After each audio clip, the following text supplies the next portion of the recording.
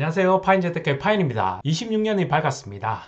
파인재테크를 시청해주시는 모든 여러분들 26년에 새해 복 많이 받으시기 바랍니다. 네, 오늘은 26년 들어서 달라지는 부동산 제도에 대해서 말씀드리도록 하겠습니다. 26년 부동산 시장은 많은 준비를 해야 할 때라고 생각합니다. 부동산과 관련되어 있는 세금, 대출, 그리고 자금 계획까지 미리 다 준비하지 않으면 수천만 원에서 크게는 수억 원까지 손해를 볼 수도 있습니다. 집을 살려거나 팔 계획이 있으신 분들은 꼭 확인해 주시기 바랍니다.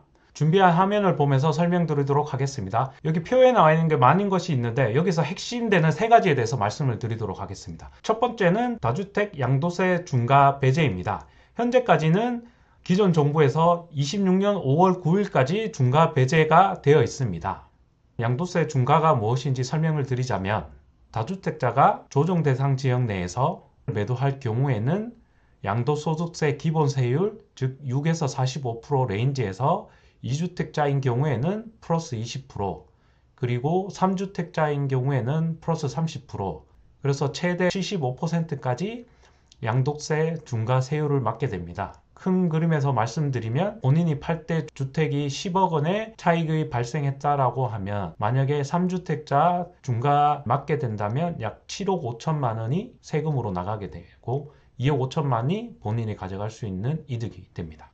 현재는 이것이 5월 9일까지 유예가 되어 있기 때문에 조정 대상 지역 내에 있는 분들이 집을 팔 경우에는 양도소득세는 기본세율만 적용하게 되어 있습니다.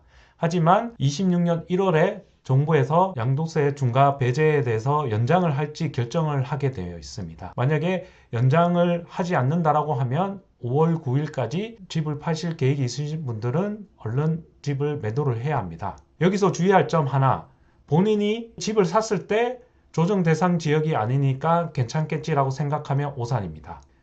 양도세 중과 배제는 집을 살 기준이 아니라 팔 때 기준으로 조정 대상 지역이면 중과에 해당하는 지역으로 봐야 합니다. 즉 본인이 살 때 규제 지역이 아니더라도 팔 때는 해당되는 상황이니까 양도세 중과 받을 수 있는 것을 알고 계셔야 합니다. 그리고 두 번째, 만약에 정부에서 유예가 되지 않는다라고 하면 계약서상의 잔금일이 5월 9일까지는 완료가 되어야지만 중과 배제를 받을 수 있고 착각을 해서 계약일 기준으로 5월 9일까지 했다라고 하면은 중과 배제를 받을 수 없기 때문에 이 점 또한 주의하셔야 합니다. 네, 두 번째로는 자금 조달 계획서입니다. 10.15 규제로 인해서 서울 25개 구역과 경기도 주요 지역이 투기과열지구, 조정 대상 지역, 그리고 토지거래 허가 구역까지 묶여져 있습니다. 26년 1월부터는 토지거래 허가 구역에 해당되는 경우에도 자금 조달 계획서와 증빙 서류를 모두 제출해야 합니다.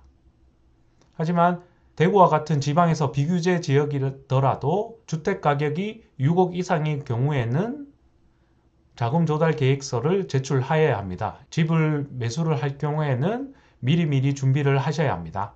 마지막으로 말씀드리고 싶은 것은 대출입니다. 26년도에도 대출의 문턱은 계속 높아질 전망입니다. 일단 정부에서 위험 가중치 하한을 15%에서 20%로 상향을 했습니다. 그래서 은행에서는 자산을 20%까지 보유를 하고 있어야 되기 때문에 대출을 더욱더 보수적으로 운영할 수밖에 없습니다. 결과적으로는 개인 신용에 따라서 대출의 제약이 더욱 따를 수 있고 가상금리 또한 높게 나타날 수 있습니다. 또한 스트레스 DSR 3단계가 지방에까지 전부 적용이 되게 되어 있습니다. 그래서 스트레스 DSR에 따른 가상금리까지 대출금리에 더해져서 계산을 하게 되고 여기서 주의할 점은 전세대출 또한 DSR에 포함하게 되어 있습니다. DSR은 총 부채 원리금 상환 비율로서 예를 들어서 본인이 연봉이 5천만 원일 경우에는 5천만 원의 40%인 2천만 원이 1년 동안 대출금으로 불입할 수 있는 최대 금액입니다.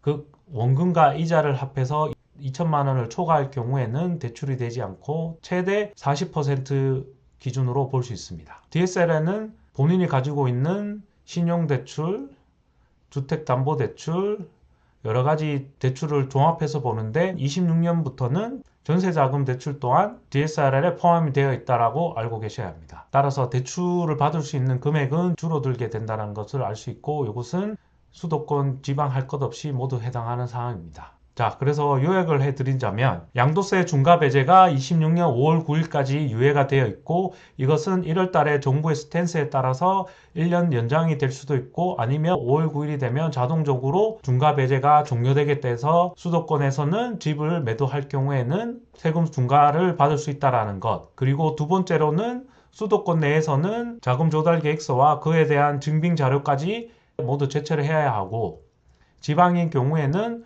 6억 원 이상을 매수할 경우에는 자금 조달 계획서를 제출을 해야 합니다. 그리고 대출 같은 경우에는 대출의 문턱이 좁아지고 있고 스트레스 DSR 3단계가 전국적으로 적용이 되고 전세 대출 또한 DSR에 포함되어야 된다는 사실을 알고 계셔야 합니다. 네, 26년 달라지는 부동산 제도를 미리미리 파악해서 소중한 자산을 지켜나가시고 성공적인 재테크로 나아가시기를 바라겠습니다. 네, 오늘은 여기까지 하도록 하겠습니다. 26년 새해 복 많이 받으시고 구독과 좋아요 부탁드리겠습니다. 감사합니다.